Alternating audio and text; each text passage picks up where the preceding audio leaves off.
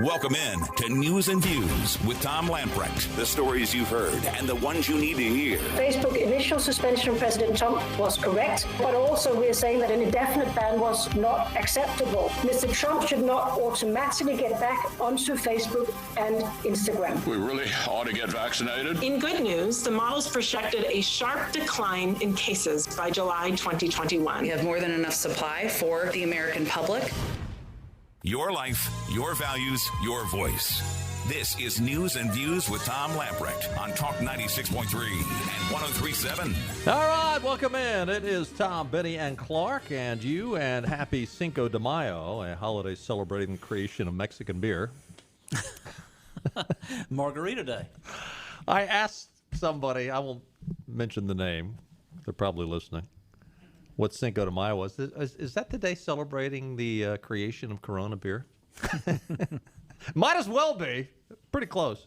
I don't remember hearing about that growing up. Well, it seemed like maybe in college in the 80s is maybe when you started having. Well, it's not even celebrated in Mexico. It was the French loaned Mexico a bunch of money and Mexico didn't repay it, and so France came over and said, well, we're going to get it in land. And so they came over, and there was one particular, the Battle of Pueblo, where Mexico won this battle. I mean, it was just a battle. And it's like, okay, we need to come up with something that we can sell lots of beer on May the 5th. So they came up with Cinco de Mayo, but it's not celebrated in Mexico. It's only celebrated in America, and it's only been celebrated since probably the 1980s. So there you go. Happy Cinco de Mayo. Well, if we celebrated when countries loaned Mexico money and they defaulted, we'd be celebrating every month. I mean, anyway. Oh, yes. The News and Observer's reporting North Carolina health officials are no longer required, and this is health officials, this is Mandy Cohen and Governor Emperor. Senator Cohen, maybe? Maybe. So they're saying you are no longer required to wear face masks at school when you're outdoors. Thank you. Oh, life is going to be so much nicer now. Updated State Health and Human Services guidance released today no longer talk about face coverings having to be worn by students, staff, and visitors that are outdoors at public and private schools. Do they have any say over private schools? I don't think so, no. Oh, well, but they're giving their blessing. The new wording in the North Carolina Strong Schools Toolkit lists several situations where it recommends but doesn't require that face coverings be worn.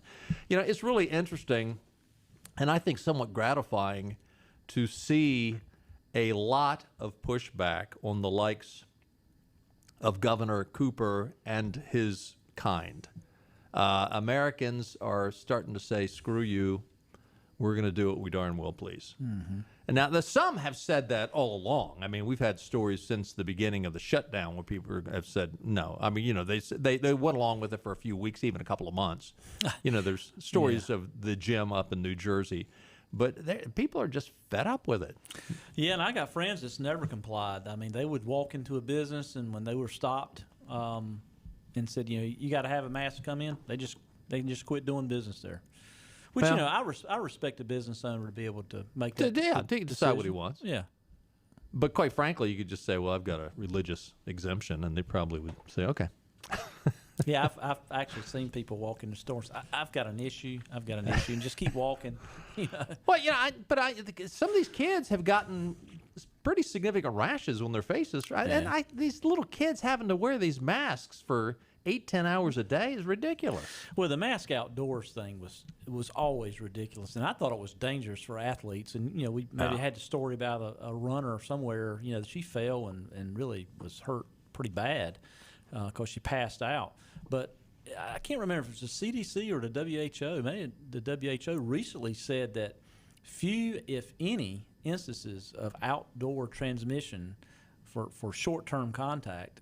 I mean, the science said that. So Well, and that's also true with kids. Yeah. I mean, kids do not transmit the disease. It's very, very rare. I mean, there's quite frankly, in elementary school, none of them need to be wearing any masks. I'm not a doctor, I know, but I mean, follow the science.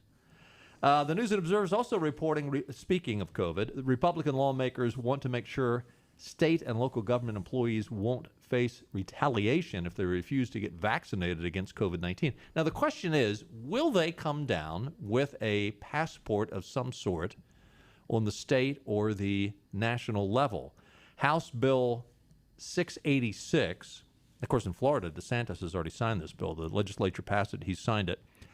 House Bill 686 is one of several bills filed in recent weeks aimed at banning vaccine mandates, but it's the first to get a committee hearing. It says that government workers for all state and local agencies, as well as applicants for those jobs, would have the right to refuse any of the coronavirus vaccines without being subjected to termination or retaliation. Sponsor of the bill is Jake Johnson from Polk County, a Republican, said the measure stems from a complaint by a county administration employee, didn't name the county or the person, but said that their boss heavily insinuated that if they didn't get the vaccination, they wouldn't have a job the following week.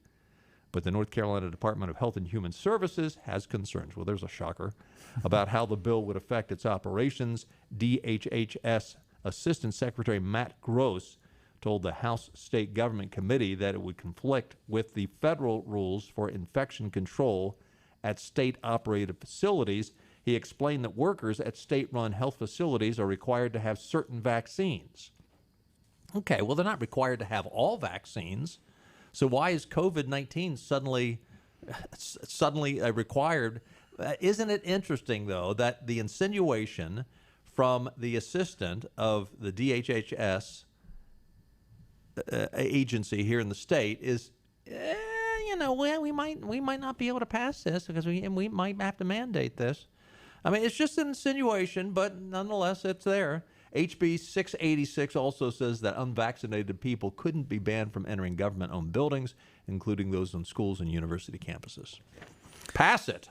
Well, I think the Biden administration and Roy Cooper would follow suit. I mean, I think he wants a red V on your head. Oh, yeah. If you've been vaccinated. Oh, yeah. You know. Oh, yeah. And these are the same top Democrats that we talked about before. Just before the election, they're not taking Trump's rushed vaccine. Yeah. I mean, now. Well, and they're also the ones that are all about, freedom, live and let live, and we can't mandate any. You can't mandate more. You can't legislate morality and all that garbage. Republican leadership in the General Assembly has introduced legislation to increase penalties for rioting across North Carolina. Good. House Bill 805 would establish a new level of felony penalties for rioters who cause property damage or serious bodily injury or death to others, including physical violence to first responders. The bill allows business owners who sustain damage or people physically harmed to sue perpetrators for up to 3 times the actual damages. So, and that's in addition to legal fees. That's the way it should be. Yeah. Yeah. Yesterday, multiple publications talked about, I think it was in North Carolina, a guy defacing the Martin Luther King memorial or something. And, and I think it's bad. I mean, I think it's bad. Right. I mean, it's public property or private property, either one. It doesn't matter. But it was like, it was like a terrorist act. It was the way so many publications reported it yesterday. But they think it's okay to tear down a statue of George Washington, Abraham Lincoln, Christopher Columbus. It depends whose cow's getting gored. A Civil War general from the South or whatever. In fact, I find it interesting that the stupid people up north were tearing down Northern general statues, and they didn't know the difference. Yeah. But it's bad any way around. But the interesting thing about this too, though, is they ought to have something in this bill that makes sure that the person that did the damage is held responsible. Because I guarantee you, the likes of George Soros and others are, they're the ones that are paying the freight. Yeah, you go in and destroy, and we'll bail you out, and we'll make sure everything's covered. Yeah, there's got to be some teeth to the penalties, or what is it going to matter? And there's got to be some pain to the perpetrators. Yeah, George Soros has got enough money; he don't care. So yesterday I shared a story with you about a Texas Democrat county chair that called Tim Scott an Oreo. Here's what I said on yesterday's program. National Review is reporting that Texas Democrat, we talked about him yesterday, the guy from Texas who was a Democrat county party chair, he has resigned. The guy that called Senator Tim Scott an Oreo, he's resigned in response to mounting pressure from both sides of the aisle, thankfully, surprisingly, that Democrats would encourage him to resign. Because, I mean, it's always the double standard. A Democrat usually says it, and there's no pushback. Republican says it, and you go out and hang him. He said, I'm deeply and sincerely sorry for my inappropriate and hurtful use of racist terms I used to describe Tim Scott on my personal Facebook page. It was insensitive, and I've embarrassed myself and my party by its use, Lamar County Democrat Party Chair Gary O'Connor said to the Washington Examiner earlier today. I will say this, Gary, you actually apologized. So kudos to you for apologizing, and I hope you send a personal note to Tim Scott. But, I mean, most of the time you hear these apologies, they come out as, well, if you're so thin-skinned that you were offended by what I said because you're overly sensitive, then I guess I'm sorry. No, you did embarrass yourself.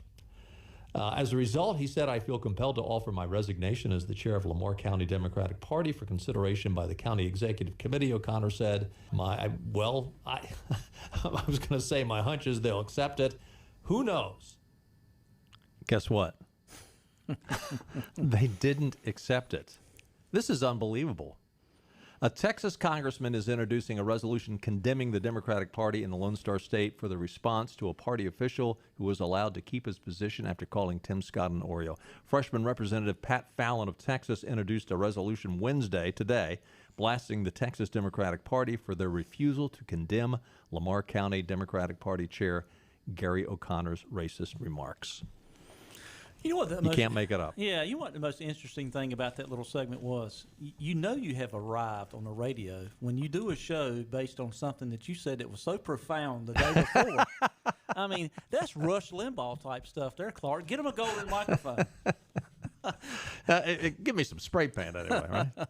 No, I mean, but this is unbelievable that the Democratic Party in Texas, just the guy resigned. He apologized. He said, I made a jerk of myself. I'm embarrassed myself. And they're saying, no, you should keep your job. Yeah, you're okay. Remember, we don't have principles. You're forgetting that. Yeah. So, hey, we're going to take a time out. Stay with us. Lots more to talk about. Love to hear from you. 561-8255. We'll be right back. And we're on location at one of my favorite places in the whole planet because this is some of the best food you're ever going to eat in your life. We are at Nino's on Red Banks Road in Greenville. It's one of my hangouts. It's one of the places that I love. I got my friend Pietro Passalacqua. How'd I do? You did great. Let's talk about the food. What makes this place? I know it's special Italian from authentic Italians, but tell us why it's so special. Because everything we do, it's really what we came up on the menu from what we did at home, from my grandparents, my parents. So it's exactly what we eat at home, and that's the way we cook. That's why it's special. And the atmosphere in this place is special also. From the bar to the two dining areas. You got two different dining areas. And now the weather's nice, so there's going to be a lot of folks that want to eat outside. Yeah, we have two rooms. One room is designed a little different. We're also working on the patio to make it more attractive and more useful in the summer with a cocktail service. And we're always improving our services. And, of course, my friends here, my buddy, Chef Massimo, who I love, and Sal and Pietro, you guys do a great job here. Not just Italian, but I had a great pork chop here the other night. You got great steaks, too. Mm-hmm. Yes, we're also adding filet mignon in the future on our menu. And Massimo is coming out with a really good side dishes for it. And so we're really excited to come out with new meats and fish dishes.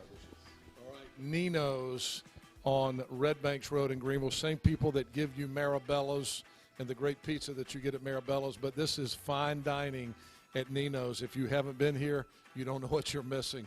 come see him at Nino's on Red Banks Road. And Pietro, what is that famous saying about Nino's? The food that you enjoy with people that you love. Top Dog Academy is Eastern North Carolina's complete dog training facility. Top Dog provides an excellent environment for dogs of all ages with training services and work week daycare. Top Dog is located on Highway 43 South, just 4 miles from Bells Fork, and features a comfortable, healthy environment and a spacious facility for daycare and a brand new, beautiful facility for training. Call 752-8215 or visit TopDogOnline.com. Come on out Highway 43 South to Top Dog Academy, where we know dogs. Living easy is the sound of children laughing as you make memories with neighbors and friends. It's the sound of nothing at all. It's the smell of the salt air. Hear the waters against the marsh grass. See the beauty of our coast.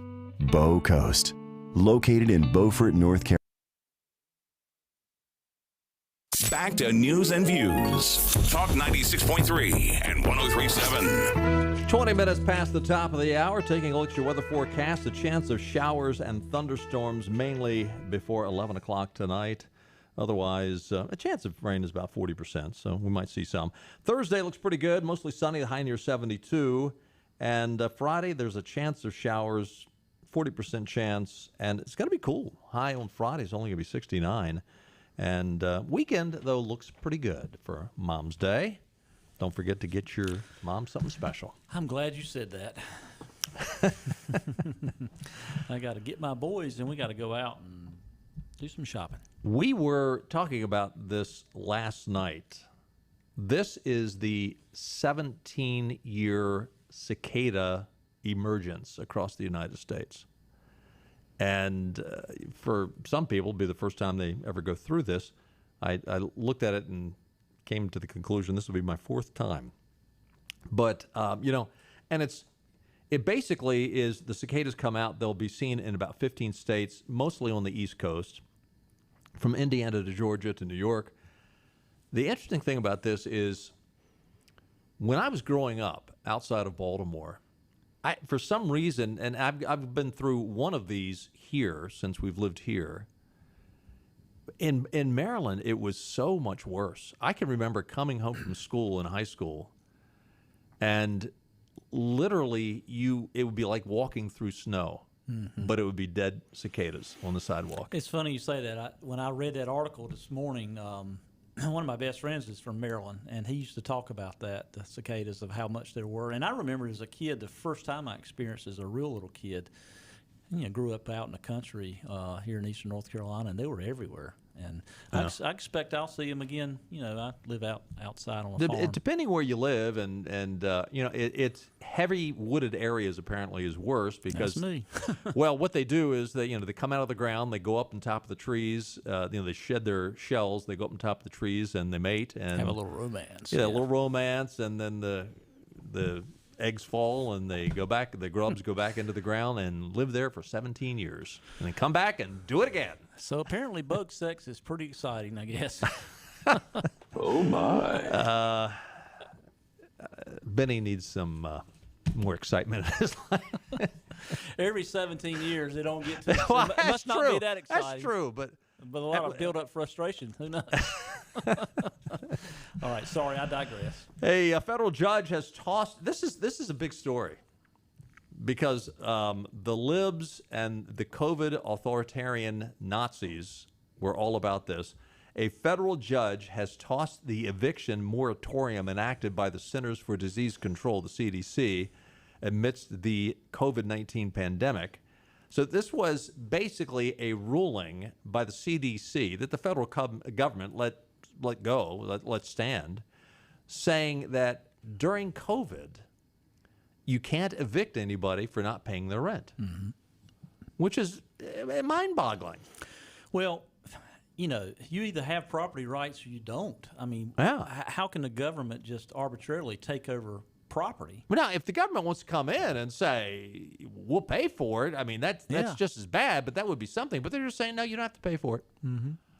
Anyway, a judge came out today and This ruling ends the moratorium on landlords evicting many tenants around the country for pandemic-related reasons, which the federal government justified through the Public Health Services Act. The court disagreed with the act. The court recognizes the COVID-19 pandemic is a serious public health crisis that has presented unprecedented challenges for public health officials and the nation as a whole. The pandemic has triggered difficult policy decisions that have enormous real-world consequences. The nationwide eviction moratorium is one such decision. It is the role of political branches, not the courts, to assess the merits of policy measures designed to combat the spread of the disease, even during a global pandemic. The question for the court now is a narrow one. Does a Public Health Service Act grant the CDC the legal authority to impose nationwide eviction moratorium? No, it does not. And so obviously they don't have the authority to do this. No. I mean, for a government agency, is the CDC even a government agency? Yes, it's part of the Health and Human Services. Health and Human Services, I think. But for a government, but this is how they act. This is how the Democrats want to operate. That they're going to come out with these mandates. And here's the thing I don't understand, I keep griping about, is why in the world did anybody pay any attention to this at all to begin with? Why didn't from the get-go they just shoot the bird at this moratorium and say you can't do that? I mean, it'd be like me getting up and saying, issuing some ridiculous moratorium. They have no more authority than I do. Well, the problem is, locally to get it enforced, no one's going to step out and go against, what they think is the CDC have the authority unless somebody challenges it in a court. Because you got to go to court, and get a law enforcement officer to issue an eviction notice. But again, when people overstep, I mean, who in the CDC came out with this? When they overstep, why aren't they held accountable in some form? I mean, and it's going to continue. If all they have to do is take taxpayer money and hire a lawyer to go to these courts to defend their policies, which are illegal to begin with. They have no merit. They're illegal. The taxpayer's got to pay for the lawyer so that they can be defended, and nothing. There's no punitive challenges to these individuals. It just is a nod and a wink and say, oh, sorry, let me have a do-over. Yeah, you can't let bureaucrats run the government. I mean, they can run the government as administered by the person at the top, but the Trump administration maybe could have stopped that. At worst, the person might get fired, but they won't get fired. Mm-hmm. Gateway Pundit is reporting Democrats really must be worried about the Arizona audit. They're bringing out the big guns now. The Brennan Center, Protect Democracy, and the Leadership Conference have all signed a letter to the Civil Rights Division of the DOJ asking them to get involved. So you've already had the Democratic Party drag their feet. They went to local judges saying, toss this out. It's, we shouldn't be doing this. The local judges have said no. And now they're appealing to the Biden administration's Department of Justice to throw out the Maricopa County, basically going through and counting every ballot. I mean, they're going in a detailed fashion through every ballot. Biden won Maricopa County by 40,000. I don't think he won the state by that many, though. But fairly close in terms of a statewide race. It was like 12 or something, wasn't it? Total? I think it was something like that. But again, you've got to ask yourself, why? Look, if you've won legitimately, why are you so upset? Now, I think their answer would be, well, because you're going to cheat. Really? I mean, you think as this thing goes under a microscope, literally, and people aren't being pushed out like you pushed them out when they're counting the ballots. I think thou protestest too much. So speaking of Joe Biden winning the White House, excuse me, Gateway Pundit is reporting that Joe Biden gave a speech on the White House channel today. So this is the president of the United States. This is the guy that won by 81 million votes. No way. Right? Yeah. Do you have any audio of somebody throwing up? So, how many people? How many people were watching? 81 million people voted for him. 649 people watching Joe Biden today, giving a speech on the American Rescue Plan, and we're supposed to sit there and believe. Oh yeah, 81 million voted for him. And again, he said, well, it's just the White House channel. Well, if Donald Trump was on giving a speech, I guarantee you it'd been a lot more than that. Speaking of the Biden administration, the Justice Department nominee, we've talked about this gal before, Kristen Clarke. Oh. She is a racist, nut, over the top. And the Biden administration has nominated her to oversee federal investigations into hate crimes, racial discrimination, and police brutality. I mean, she'd be the featured speaker at the Black Lives Matter National Convention. And she's going to oversee federal investigations into hate crimes, racial discrimination, and police brutality. She's already faced scrutiny over racially charged remarks she made in college. We've talked about that before, as well as for more recent criticism of police. She also seemingly has inconsistent answers in her written response to the Judiciary Committee about the extent of her involvement in a 1999 conference where several cop killers were held as political prisoners.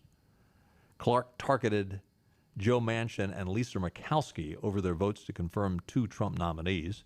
She accused Manchin in February of 2017 of using hollow words when he offered praise for Martin Luther King Jr. So you can't win with these people. You praise Martin Luther King. Wow, you're not sincere. It's hollow words. Clarke was upset with Manchin, who voted to confirm Jeff Sessions as the previous Attorney General. Clarke called Murkowski shameful for voting to confirm Amy Coney Barrett to the Supreme Court. Clarke's organization, Lawyers Committee for Civil Rights Under Law, opposed the nominations of both Sessions and Barrett. Clarke responded to questions about her tweets from Senator Chuck Grassley. Quote, in retrospect, I regret the tone I occasionally took, she wrote Grassley, who is the ranking member of the Judiciary Panel. Clarke said she planned to turn down the volume and lower the temperature in the future. Oh, well, that's... well, therefore, I'll just go ahead and approve her then. Clarke will likely need support from Manchin and Murkowski, both moderates, in order to secure confirmation to this civil rights post. If they approve this woman, they've lost their minds, but... They have lost their minds. You know, if she appeared before me in Congress and I had a chance to ask her some questions, one question I'd like to ask her is, okay, a crime is a crime, and crime's bad. Hate crime is bad, and hate in America is bad where it exists. But give me the statistics for the number of hate crimes committed last year. Give me the statistics of the number of crimes committed last year. And one human being killing another human being or whatever, is that not hate? It ain't a love crime. I mean, should not your focus be, you can't correct everything. Should you not put your focus on what's more prevalent? Well, what's more prevalent? How about gang violence in the inner cities of blacks killing other blacks and blacks killing whites and blacks killing Asians? I mean, a hate crime can go either way. I mean, this hate crime legislation is just all political. Oh, yeah. A crime is a crime. A murder is a murder. Thank you. And that's just political theater. But think about this. Pandering. Really. Think about this though. She will oversee the federal investigations into hate crimes, racial discrimination, and police brutality.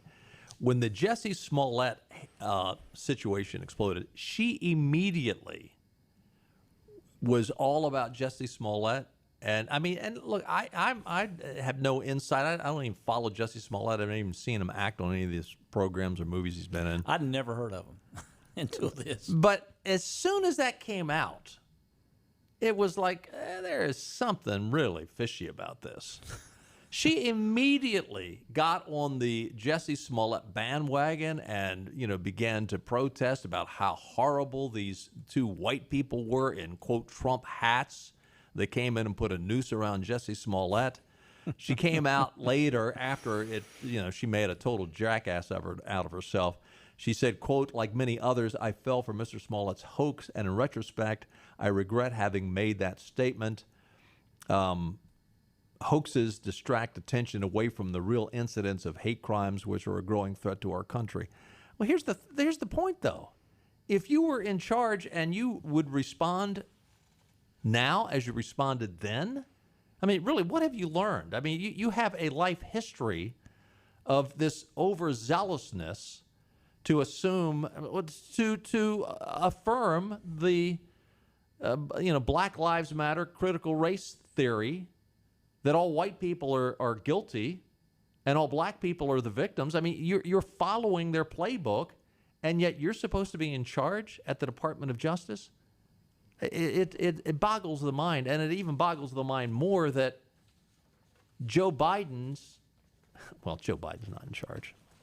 I was going to say Joe Biden would nominate, but obviously he's not in charge.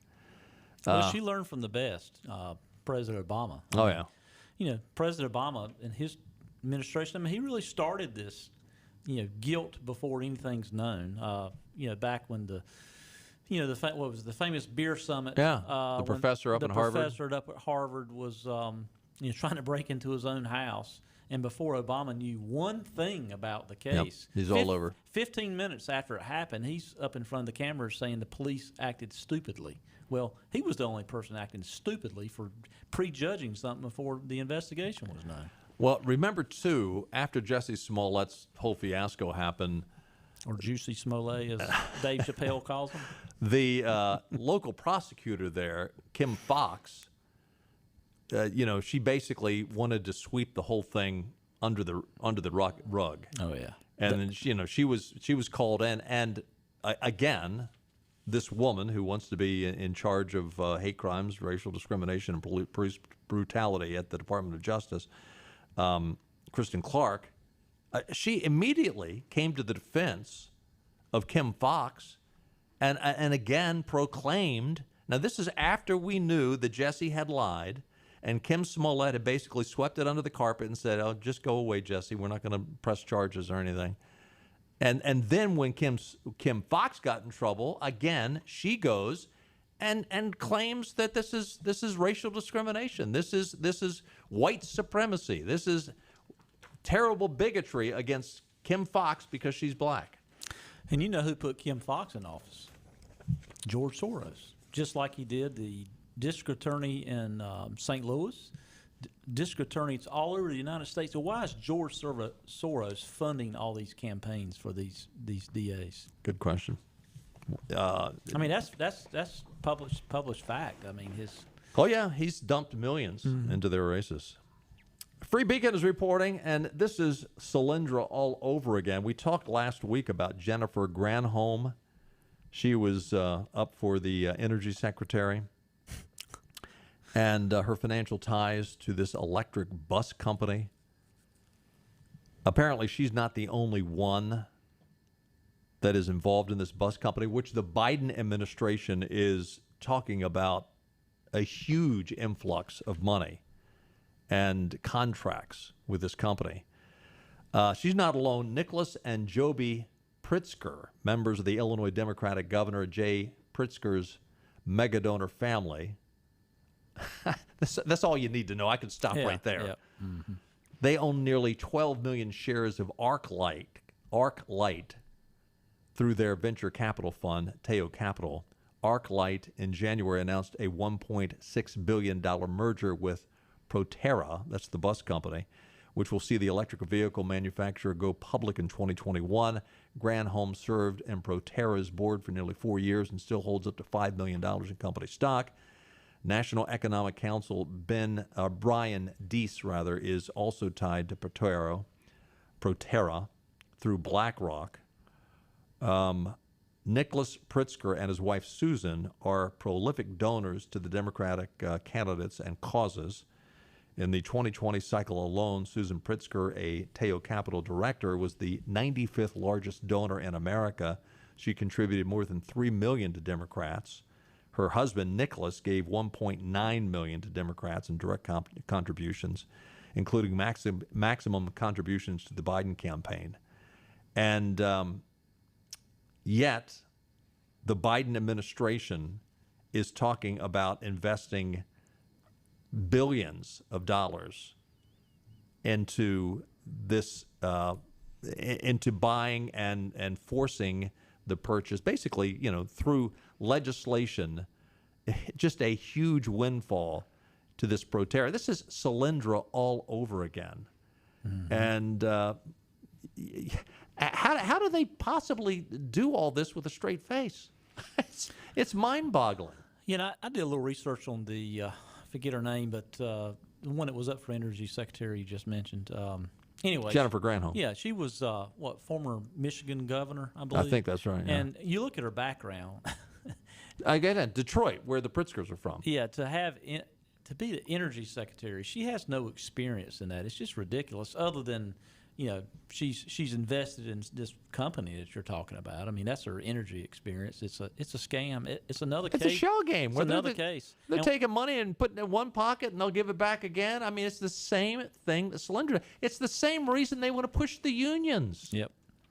They want to push the unions. Why? Because they will give all kinds of money to the unions, and the unions will turn around and give all kinds of money to the candidates, the Democratic candidates. Yeah, and you mentioned the Illinois governor, I think. Some ties to the Illinois governor. Yeah, I said Detroit, Michigan, but yeah, the Pritzkers are actually from Illinois. Yes. But hey, Illinois governors are like it's not if you're going to prison, it's just when are you going to prison? They've got a special cell. Illinois and Kentucky. The governor's suite at the Illinois State Prison. Yeah. Stay with us. We'll be right back.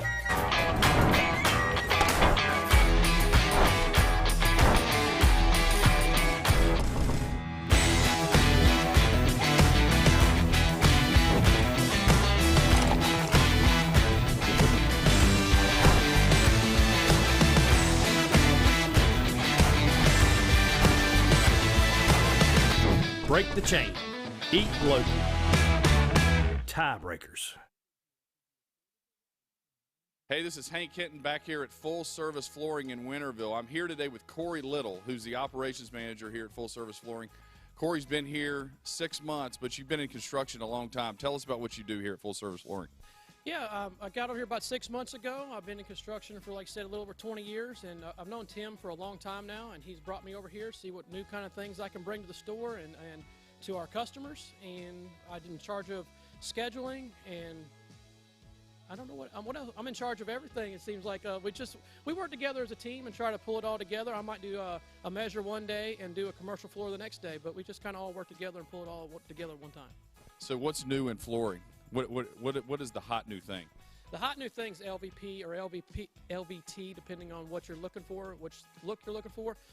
It's a waterproof product. It's absolutely fantastic. You can't really beat it. A lot cheaper than hardwoods? It is definitely a cost-effective alternative to hardwoods, yes, sir. So, Corey, how is business right now? And business is good. Despite the pandemic, we're still seeing a lot of new customers in the store, and we get an opportunity to introduce our products in a lot of different situations right now. Corey, you've got a lot of experience in the construction industry. How is that helping you here with people, helping people with flooring here at Full Service Flooring? Sure. I try to take the experiences that I've gained over my time in construction to help apply that to the flooring, whether it be with what the structure is made out of, the subfloor that we're going over top of, or maybe even just how it coordinates with your kitchen cabinets in construction or in your bathroom and how the tub and everything all ties together. And a customer can just come here and see you anytime? Absolutely. We're here 6 days a week, and we just love to see a new customer in here anytime. They can always call us and schedule something with us so we can make sure we have our time allotted for them. Corey, thank you so much. That's Corey Little here at Full Service Flooring. Come see these guys. They're on Tilco Drive in Winterville, 756-9308 and fullserviceflooring.com. In North Carolina, we get up before the sun rises and stay up into the wee hours of the night. We believe in working hard and playing harder. Behind every meal, there's a farmer, and behind every farmer, there's got to be NC, the official state identity program for North Carolina agricultural products. Look for the Got to Be NC logo wherever you shop or eat, and you'll know you're getting a quality product grown, raised, caught, or made in North Carolina.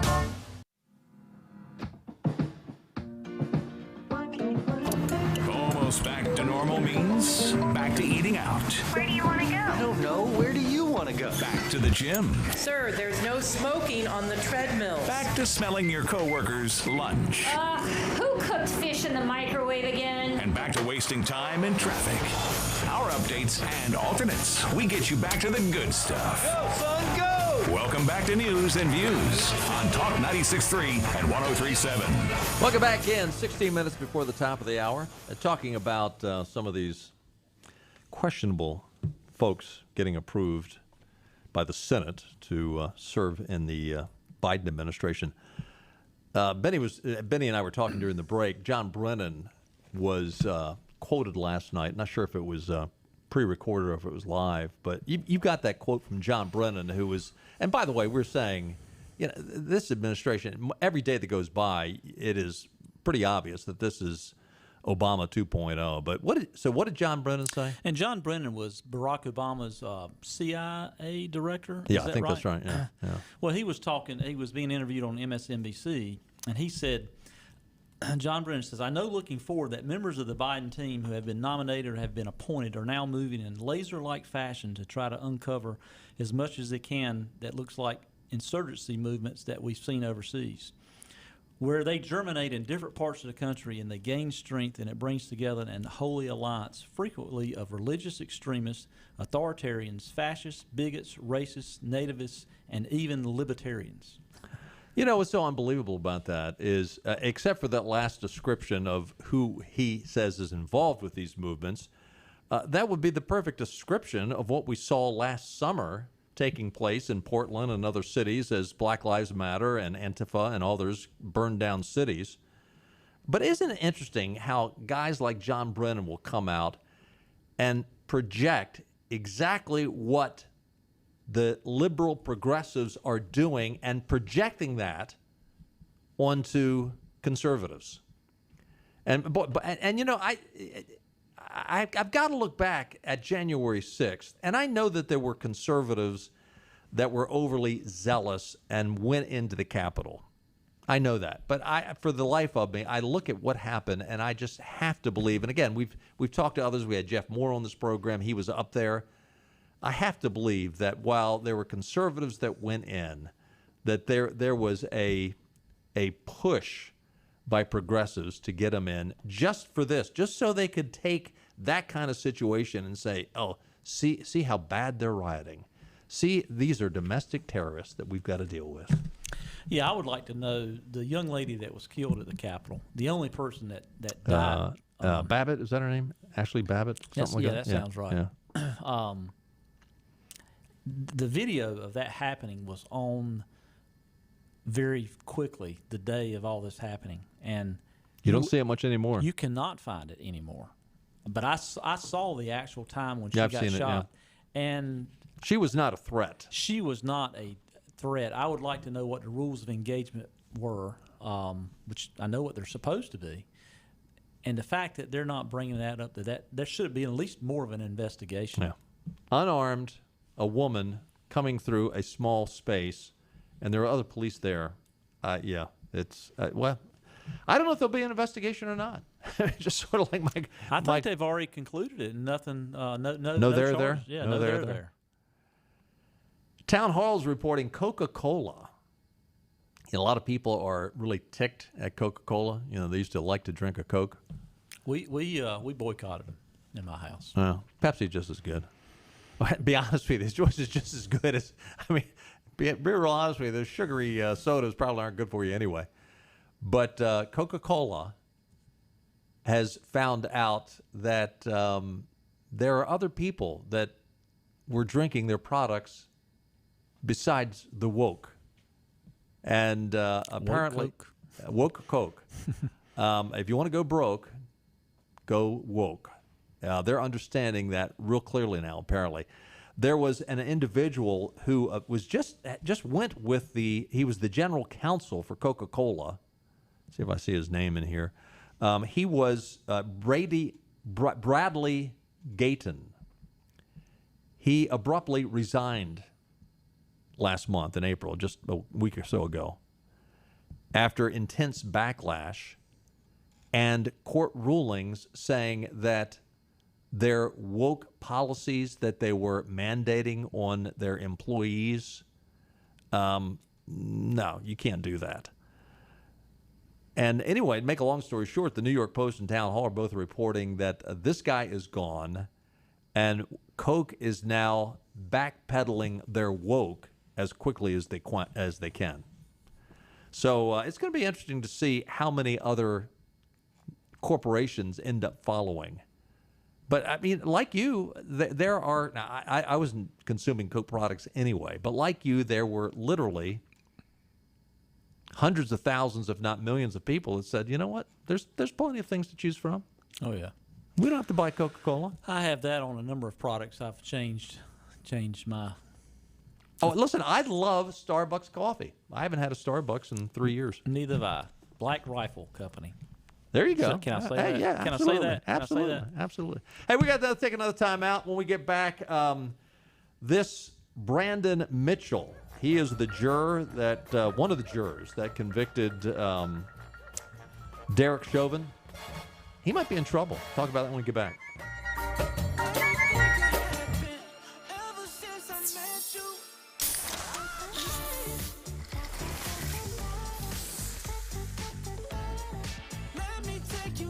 Introducing Pepsi Mango. Greenville Toyota has a big deal for you. Get up to 125% of what your trade is worth. Then drive a new vehicle with our big Greenville Advantage. Lifetime maintenance, no-cost oil changes, free loaners, and more. The Big Deal Sales Event, now at Greenville Toyota. Air Service is back at Pitt Greenville Airport, offering safe, clean facilities and flights from American Airlines. That means the short commute, quicker lines, and better prices that get you where you're going fast and easy. See it for yourself. There's great things inside at Pitt Greenville Airport.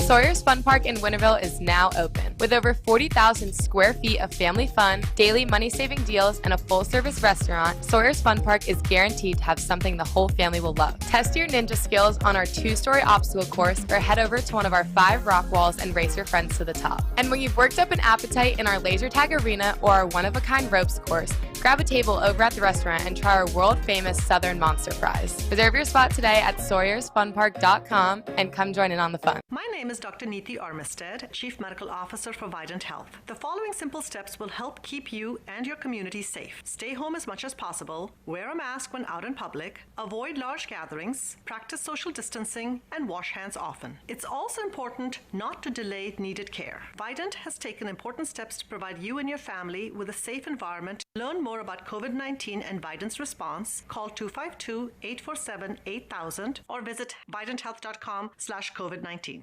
Acre Station Meat Farm, along with Lane Angus Beef, bring you Farm to Fork Beef. Stock your freezers now with affordable beef boxes, just in time for the grilling season. Farm to Fork Beef brings quality local beef to your family.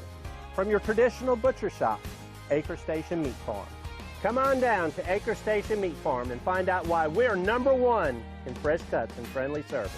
Acre Station Meat Farm, Highway 32 North, Pinetown. It's Greenville Toyota's Big Deal Sales Event. Our biggest selection with our biggest savings. Like Corollas, just $15,950. Camrys, only $18,950. Rush in before these big deals are gone. At Greenville Toyota, where our volume saves you money. This one's for everyone who spends the amount of time it would take to watch a movie, agreeing on which movie to watch. You've compromised enough. Pepsi Zero Sugar. Air Service is back at Pitt Greenville Airport, offering safe, clean facilities and flights from American Airlines. That means the short commute, quicker lines, and better prices that get you where you're going fast and easy. See it for yourself. Back to News and Views. Talk 96.3 and 103.7. Welcome back in. 7 minutes before the top of the hour. Jonathan Turley writes on Juror 52, a guy named Brandon Mitchell. He was one of those jurors who decided to convict Derek Chauvin up in Minneapolis. He's obviously the police officer who was convicted in the death of George Floyd. What has happened, though, there is now a lot of things coming out about Brandon Mitchell that makes it look very questionable that he was honest when he answered the questions, the voir dire questions, and they're the questions that are asked when you're a potential juror. And they usually ask questions that would be related to the case that you're going to be serving on. In the case of Brandon Mitchell, and all the jurors were asked this, did you or someone close to you participate in any of the demonstration or marches against police brutality that took place in Minneapolis after George Floyd's death? His answer to that was no. Other than that, have you already, as you've already described above, have you or anyone else close to you participated in protests about police use of force or police brutality? To that, he answered no. And now evidence has come up, and it was posted on social media by his uncle. Pictures of this Brandon Mitchell wearing a Black Lives Matter t-shirt at a protest in Washington, D.C. And it is now giving a pretty open door. And Jonathan Turley has said, you know, even though there's been times in the past, if you remember the Roger Stone conviction, there was the woman that was the foreman of the jury. What was her name? She came out after they found out afterwards that she was a big anti-Trump. Yeah, anti-Trump. Yeah, Trumper. Yeah, and so in that case, the judge there did not overturn the Stone conviction. Jonathan Turley has come out and said, you know, there's a good possibility. It'll be up to the judge, but there's a good possibility that they would have good reason to overturn this conviction.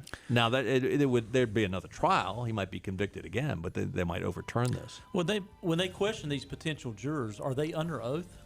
Well, that's a good question. I asked a couple of folks that are very, very involved in the judiciary, the judicial system, and these the two men I talked to are very familiar with North Carolina law. They weren't with Minnesota law, but they said in potentially they could be found guilty of perjury. Mm-hmm. And it could be a criminal charge. Now, one individual said it probably would fall back to more of a general punishment of being held in contempt of court.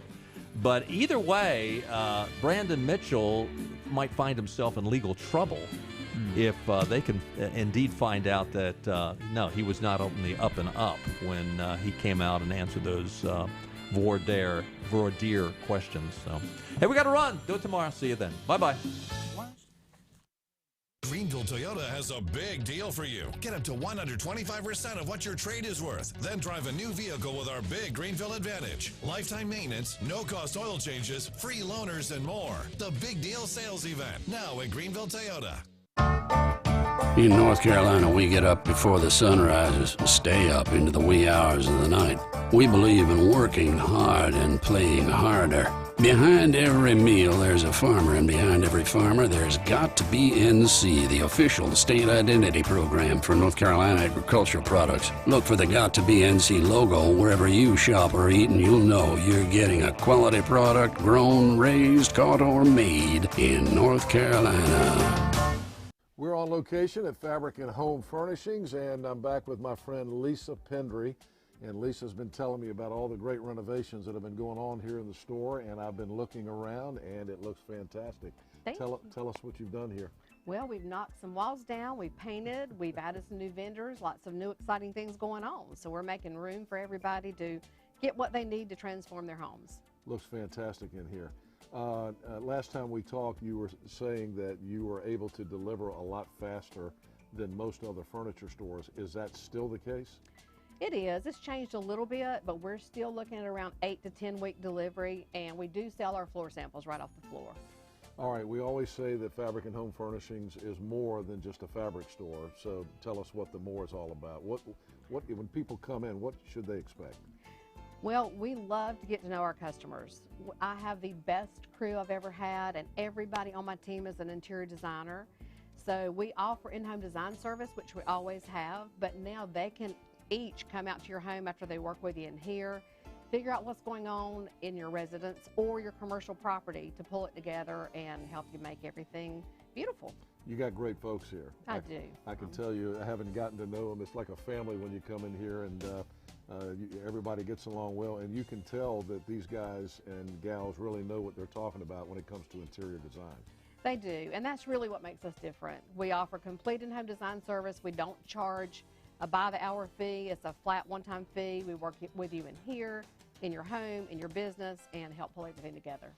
All right, it's more than just a fabric store. Fabric and Home Furnishings in Arlington Village. Come see this lady. She's fantastic. Fabric and Home Furnishings. Come see the renovations here in Arlington Village. And thank you for the visit today. Thank you, Henry. All right, you got to come see what they've done in the store here on Arlington Boulevard in Arlington Village.